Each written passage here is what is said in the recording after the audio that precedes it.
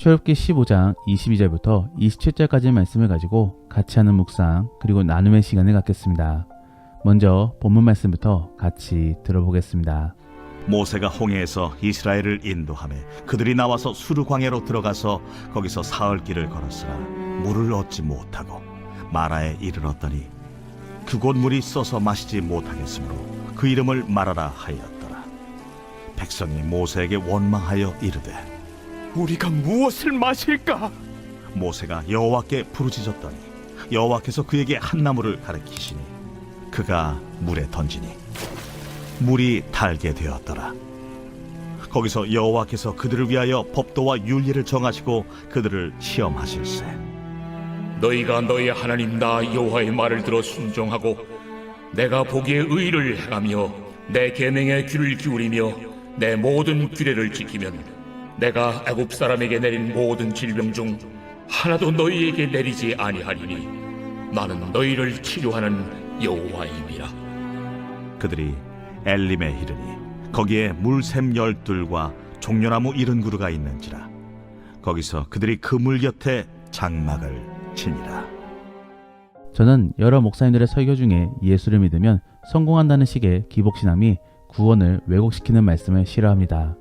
사실 그러한 설교는 아직 자세히 이해하지 못하는 그런 어린 아이들에게나 필요한 말씀인 것이지요. 실제로 우리가 갖는 신앙생활은 그렇게 단순하지 않습니다.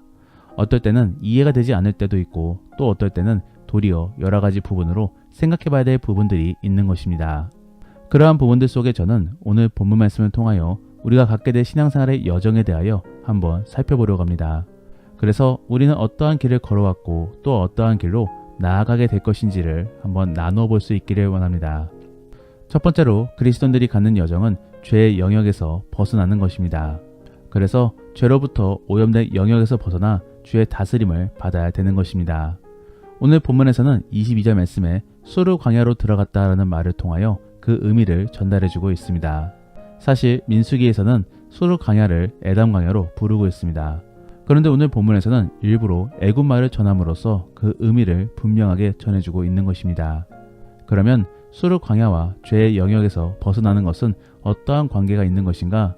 수르는 벽이란 의미로서 애굽이 이방인들의 공격을 막기 위하여 지은 성벽들을 의미합니다. 즉 애굽의 경계선인 것이지요. 그러한 수르를 지나 이제는 광야로 나아갔다라고 하는 것은 죄로 상징되어지는 애굽에서 완전히 벗어났음을 전해주고 있는 것입니다. 그리고 이제는 하나님을 만날 수 있는 장소인 광야로 나아가게 될 것임을 말씀해주고 있는 것이지요. 우리가 주의 백성이 되고 그리고 그리스도인이 되기 위해서는 먼저 거듭남이 있어야 되는 것입니다. 즉 부르심을 입었다고 해서 무조건적으로 그리스도인으로 인정받는 것은 아닌 것입니다. 그러면 거듭남은 무엇입니까? 거듭남은 삶의 방향이 바뀌는 것을 의미합니다. 그래서 생각과 함께 행동이 바뀌어지는 것을 의미하는 것입니다. 과거 이스라엘 사람들은 노예의 삶을 살았습니다. 그리고 그러한 삶에 따라 노예 근성이 있었고 또 그를 통하여 그저 시키는 대로 움직이고 또 주는 대로 먹었던 것입니다. 그러다가 결국 허무한 죽음을 맞이하게 되는 것이지요. 하지만 이제는 주의 백성으로서 자유를 얻게 되었고 또 주의 기업을 얻게 되는 것입니다. 바로 가나안 땅을 얻게 되는 것입니다. 더불어 이제는 사람을 의식하며 살아가는 것이 아니라 주를 바라보며 주를 의식함 속에 살아가게 되는 것입니다. 그러므로 이스라엘 사람들은 불기둥 및 구름기둥을 바라보며 쫓아가게 된 것입니다. 우리 안에도 이러한 거듭남이 필요합니다. 지금까지는 죄악의 행동 패턴 속에서 개인주의 및 이기주의의 삶을 살았다라고 한다면 이제는 주가 말씀하신 대로 살아가야 되는 것입니다. 그러므로 공동체를 아끼며 서로를 사랑하는 삶을 살아야 되는 것입니다. 그러면 어떠한 분들은 이러한 삶 또한 하나님 밑에서 억눌려 살아가는 것이 아니냐고 물어볼 수 있습니다. 하지만 그렇지 않습니다. 그러한 희생 및 공동체의 삶은 어쩌면 대단히 손해보는 삶일 수도 있겠지만서도 결국에는 가장 행복으로 나아갈 수 있는 삶인 것입니다. 하나님은 그런 행복해지시는 삶을 요구하고 계신 것입니다. 그러므로 우리는 그런 주의 말씀에 따라 순종해야 되는 것입니다. 더불어 주가 명하시는 삶은 단순히 억지로 따라하는 삶이 아닙니다. 결국 거듭났기 때문에 삶 자체가 완전히 바뀌어지게 되는 것이지요. 그렇기 때문에 우리는 생각 및 사상이 바뀜으로 자연스럽게 반응할 수 있게끔 바뀌어지게 되는 것입니다. 그러한 것들이 바로 진정한 거듭남의 모습인 것입니다. 그렇기 때문에 우리는 반드시 거듭나야 되는 것입니다. 거듭나지 않으면 결코 신앙생활이 쉽지 않습니다. 그래서 하나님께서는 주의 백성들에게 성령을 보내주시는 것이고 그 성령과의 소통을 통하여 계속적으로 주가 원하시는 방향으로 방향 조절을 할 수 있게끔 만들어 주시는 것입니다. 그러면 실제적으로 거듭난 사람의 모습은 어떠한 모습입니까? 거듭난 사람은 성령이 함께하고 계시기 때문에 계속적으로 고민하게 됩니다. 그리고 성령과의 줄다리기 속에서 계속적으로 갈등 및 회개하는 삶을 살아가게 되는 것입니다. 그러한 부분 속에 우리는 겸손해지게 되는 것이고 또 기도 속에서 주가 원하시는 방향을 묻고 고민하게 되는 것입니다. 사랑하는 성도 여러분, 우리 안에 이러한 모습이 있는지를 점검해 보시기를 바랍니다. 그래서 성령의 역사하심 속에 이제는 주가 원하시는 방향으로 나아갈 수 있기를 원합니다. 두 번째로 그리스도인들은 죄의 영역에서 벗어나 이제는 하나님의 시험을 받게 되는 것입니다. 우리가 분명히 알고 있어야 될 사실은 예수를 믿는다고 해서 곧바로 행복에 찾아오는 것은 아닌 것입니다. 도리어 주의 백성으로 살아가야 되기 때문에 지금까지의 삶의 패턴을 버려야 되는 것이고 또 그것을 위하여 몸에 배는 과정이 필요한 것입니다. 우리가 이민을 갔을 때에도 곧장 편한 삶이 보장되는 것은 아닙니다. 익숙해지기 위하여 잠깐은 어려움을 겪게 되는 것이지요. 그러한 것이 바로 시험의 목적인 것입니다. 경건히 익숙해지기 위하여 우리는 하나님의 시험을 통과해야 되는 것입니다. 오늘 본문에서도 하나님께서는 시험을 주고 계십니다. 바로 부족한 것에 대한 인내의 시험인 것입니다.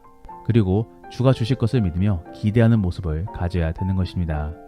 하지만 이스라엘은 곧장 원망하고 있습니다. 그러면서 모세에게 따지고 있는 것이지요.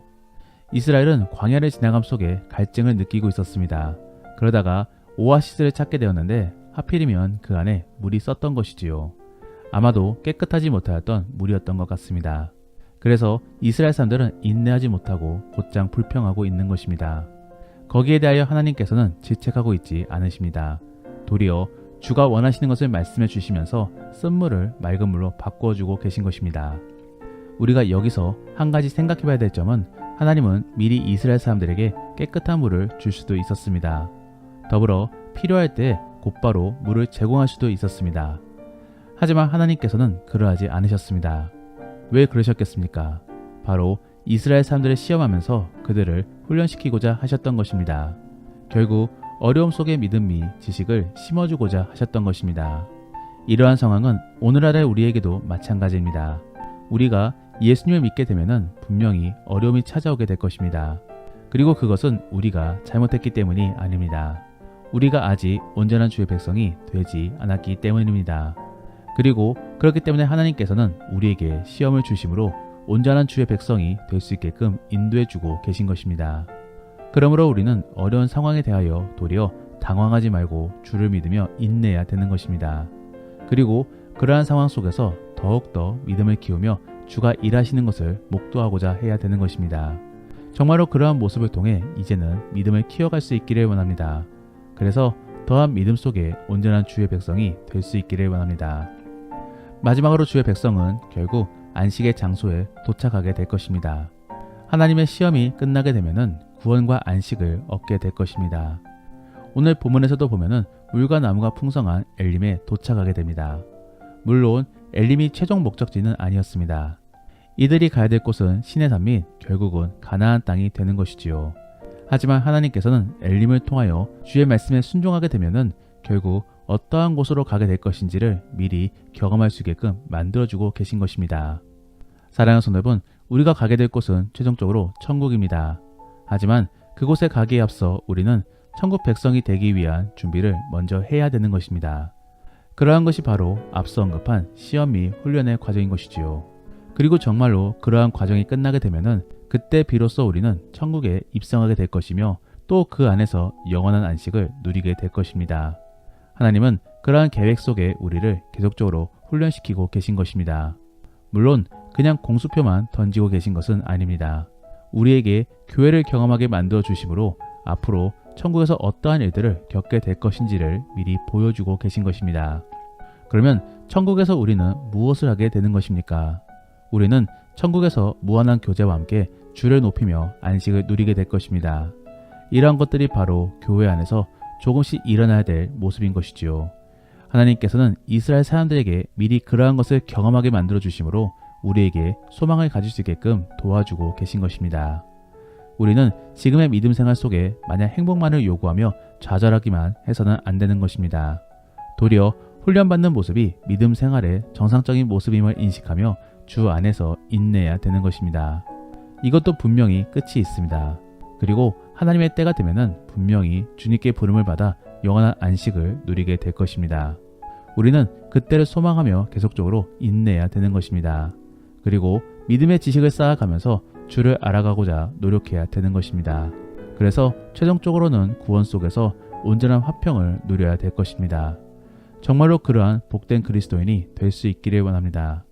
말씀을 정리합니다. 오늘은 우리가 갖고 있는 믿음 생활에 대하여 함께 말씀을 나누어 보았는데, 먼저는 죄의 영역에서 벗어날 수 있게끔 만들어 주신다는 것입니다. 그러므로 우리는 이제는 거듭남으로 죄악의 사람이 아닌 주의 백성으로 살아가야 될 것입니다. 그리고 그때 우리는 이제는 삶의 방향이 바뀌므로 주를 바라봐야 될 것이고 주의 백성으로 생각하면서 행동해야 될 것입니다. 더불어 이것도 생각을 가짐 속에 행동하는 것이 아니라 이미 몸에 배어 있으므로 자연스럽게 나와야 될 것입니다. 정말로 그러한 모습을 꿈꾸며 계속적으로 주께 물으며 고민할 수 있기를 원합니다. 두 번째로는 거듭남 속에 이제는 주의 시험 및 훈련을 겪게 될 것입니다. 이것은 물론 우리가 잘못해서만은 아닙니다. 우리가 죄인이기도 하지만서도 실제로는 천국 백성이 되기 위한 절차인 것입니다. 이 과정 속에 우리는 천국 백성의 삶을 배워야 될 것입니다. 물론 그 과정은 쉽지 않을 것입니다. 어려움이 찾아올 것이고 또 고통스러울 수도 있습니다. 하지만 그 과정을 믿음으로 잘 인내할 수만 있다면은 결국 어느 순간에는 주의 구원을 맛보게 될 것입니다. 그때 우리는 전능하신 주님을 느끼며 더욱더 주를 높여야 될 것입니다. 그때를 기대하며 오늘 하루도 잘 이겨낼 수 있기를 원합니다. 마지막으로 우리는 결국 안식을 갖게 될 것입니다. 하나님의 시험 및 훈련의 과정을 수료하게 되면은 결국 우리는 영원한 안식을 누리게 될 것입니다. 이러한 것이 바로 구원인 것입니다. 우리는 그러한 구원 및 안식 그리고 영원한 화평을 누리게 될 것입니다. 그러므로 믿음 생활 및 교회 생활 속에서 그러한 모습을 상상해 보시며 오늘 하루도 인내함 속에 주만 바라볼 수 있기를 원합니다. 그러면 오늘 들은 이야기를 생각해 보시며 다시 한 번 더 오늘 본문의 말씀을 들어보시겠습니다. 모세가 홍해에서 이스라엘을 인도하며 그들이 나와서 수르광야로 들어가서 거기서 사흘 길을 걸었으나 물을 얻지 못하고 마라에 이르렀더니 그곳 물이 써서 마시지 못하겠으므로 그 이름을 마라라 하였더라. 백성이 모세에게 원망하여 이르되 우리가 무엇을 마실까? 모세가 여호와께 부르짖었더니 여호와께서 그에게 한 나무를 가리키시니 그가 물에 던지니 물이 달게 되었더라. 거기서 여호와께서 그들을 위하여 법도와 윤리를 정하시고 그들을 시험하실세. 너희가 너희 하나님 나 여호와의 말을 들어 순종하고 내가 보기에 의를 행하며 내 계명에 귀를 기울이며 내 모든 규례를 지키면 내가 애굽 사람에게 내린 모든 질병 중 하나도 너희에게 내리지 아니하리니 나는 너희를 치료하는 여호와임이라. 그들이 엘림에 이르니 거기에 물샘 12과 종려나무 70그루가 있는지라. 거기서 그들이 그 물 곁에 장막을 치니라. 우리가 오늘 말씀을 통해 실천해보기 원하는 생활 숙제는 신앙 그래프를 그려보면서 지금의 내가 어떠한 과정을 밟고 있는지를 생각해보며 미래에는 어떠한 복을 누리게 될 것인지를 상상해 보시기를 바랍니다. 더불어 오늘 들은 말씀을 가지고 믿음의 나눔이나 가정 예배를 드릴 때 나누기 원하는 것은 천국 백성의 삶은 어떠한 것인지를 나누어 보시며 지금의 우리가 어떠한 삶을 배우고 습득해야 되는지를 한번 나누어 보시기를 바랍니다. 우리가 오늘 말씀을 통해 함께 기도하기 원하는 것은 하나님, 이제 우리가 거듭남 속에 계속적으로 주께 묻고 고민하는 자가 되게 도와주옵소서. 그래서 계속적으로 주가 원하시는 길로 나아갈 수 있게 도와주옵소서. 그리고 어려움을 감당하면서 주의 뜻을 묵상할 수 있게 도와주옵소서. 그래서 신앙이 더 단단해지게 도와주시고 또 그 안에서 구원의 삶을 상상하며 인내할 수 있는 복된 그리스도인이 될 수 있게 도와달라고 함께 기도하겠습니다.